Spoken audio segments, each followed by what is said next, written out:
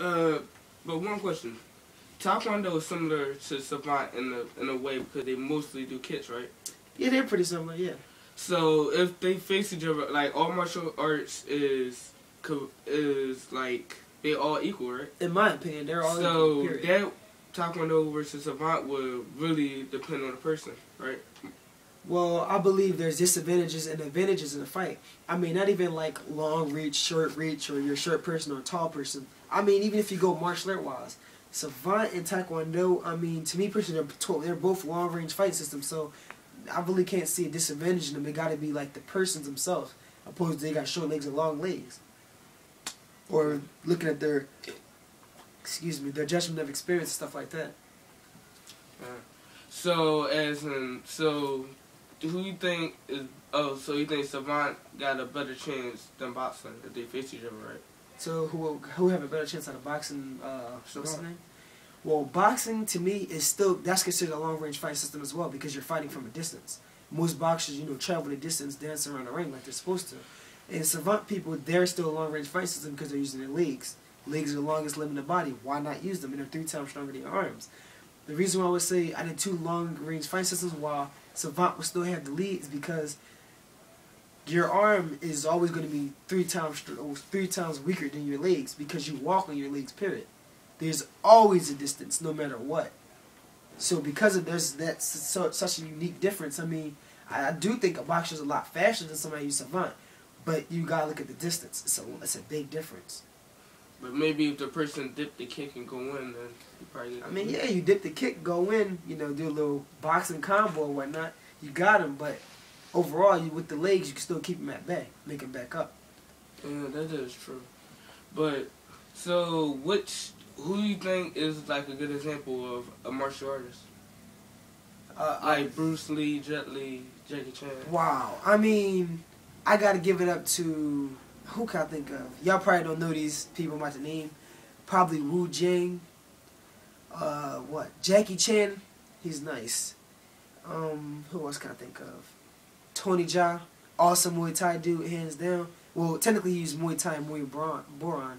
So I give him that. He's nice at it. I mean, I do think if I go against him, not trying to be cocky because I'm really scared of conflict anyway. So if I went against him, I'll probably lose because I'll probably be like, hey, he'd probably be like, before I actually put my hands up. So that's why I would automatically lose. Let's rule us out together anyway. But who else can I think of? That's about it. I really can't think anybody else is good because to me personally, Jet Li is an okay wushu martial artist. I mean, it's just like he used too many, I can't say fantasy moves, but flashy moves. And don't get me wrong, flashy moves is okay because Lucha Libre. And a lot of people won't consider Lucha Libre a martial art. I know. But Lucha Libre is considered a Mexican style of wrestling martial art. Yes, it is. But anyways, So what is flashy? Like flashy as in like, wow. It's hard for me to explain. Like, it's flashy is usually unnecessary movements that you don't need, like stuff that would hinder you from fighting to your best capability. Like, that's basically what flashy moves is. Like, if you want to jump in the air and do this big behind spin kick, and you know it's not going to hit the person, but you just want to do it just so you can prove how high you can jump, that's flashy. I mean, what's the point of jumping in the air and doing the whole hi-ya kick if you know they're going to be able to block it? I mean, overall, you should be trying to get up closer, trying to... But I'm saying, like, this speaking from my point of view. I mean, different ways to counter... So you're saying there's no point? Yeah, like, flashy moves, usually there's no point of them happening at all, but people just have flashy moves, and I respect that to a certain degree. But Jet Li is the fact that he uses it in movies, and we're stuck in there looking at him like a movie star. So that's why I don't like he probably is a high-rated martial artist. He probably is, but I don't know because I'll only judge him based off the movies. Like, it's not like I met any of the people I'm naming by heart. I mean, the only person I probably came close to meet, well, not close to meeting, but I met one of his disciples, and that was Bruce Lee. And yeah, that was probably just Bruce Lee. So you met Bruce Lee? No, I never met Bruce Lee. I met his disciple, somebody that trained under him. So you met somebody that trained under Bruce Lee? Yeah. So how was the experience? You were scared? I mean, I wasn't scared. I mean, the experience, it was like, how can I explain it? basically, I was disappointed a lot because me personally, I don't like Bruce Lee. After all the things I heard about him, to me personally, he like the. All right, I understand that y'all might consider certain people masters to a certain degree and stuff like that, but me personally, I don't deem half the people y'all would think is a master. I don't. Like Bruce Lee to me wouldn't be somebody that's a master. Like he downgraded martial arts to a level that I just don't like. Like when he said, "Don't be bound by." Like if you say you do a martial art, you're bound by the strict rules, stuff like that of it. You're wrong. Like he even commented on a karate punch. He said he don't like karate because when they punch, they just leave the other hand upside down.